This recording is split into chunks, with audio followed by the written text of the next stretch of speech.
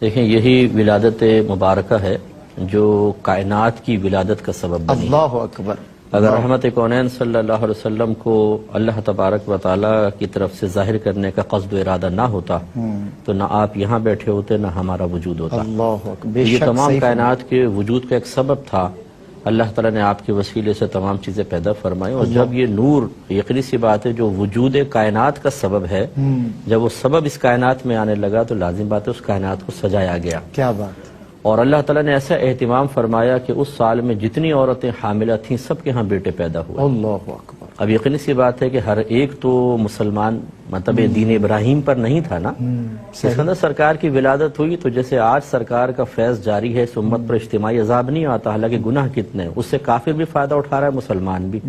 اسی طرح جب اللہ تعالیٰ نے اپنے حبیب کی ولادت کا صدقہ تقسیم فرمایا تو اس میں پھر یہ نہیں کہ مسلمان کو ملے یا دین ابراہیم والے کو ملے یا غیر مسلم کو محروم کیا جائے، نہیں، سب کو فیض جاری ہوا۔ کیا بات ہے۔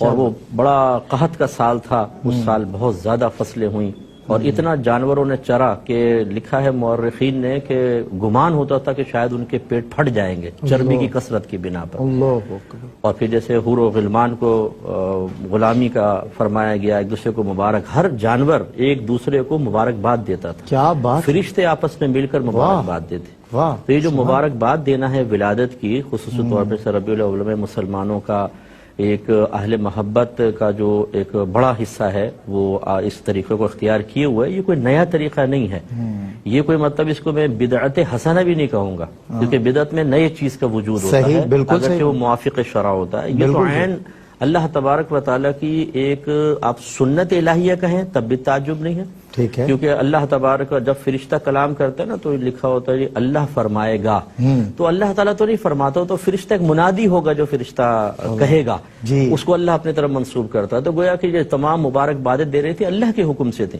تو وہ جب سرکار کائنات میں تشریف لائے تو کائنات کا رنگ بدل گیا بالکل۔ جو مطلب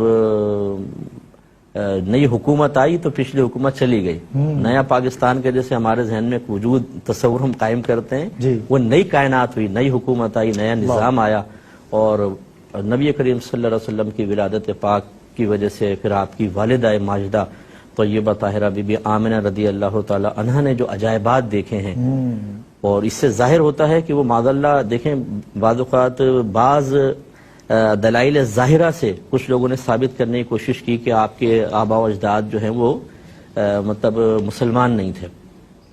ایک اگر غیر مسلم عورت ہو تو اس کے ساتھ یہ معاملات نہیں ہوتے، یہ تو ایک ولیہ کی نشانی ہے۔ نبیہ تو ہم نہیں کہیں گے، عورت کو نبوت نہیں ملتی، لیکن بہت بڑی ولیاں، اور اللہ تبارک و تعالیٰ بی بی آمنہ رضی اللہ تعالیٰ عنہ، اور اللہ تعالیٰ اپنے حبیب کو جس شکم میں 9 مہینے کامل ٹھہرائے، اللہ اکبر، یہی میرے آقا کی برکت سے تو کعبہ پاک ہو کیا گیا، کہنے ہیں۔ شکم اطہر میں 9 مہینے سرکار ہے، اس کی پاکیزگی کا عالم کیا۔ بہت خوب مفتی صاحب، ماشاءاللہ۔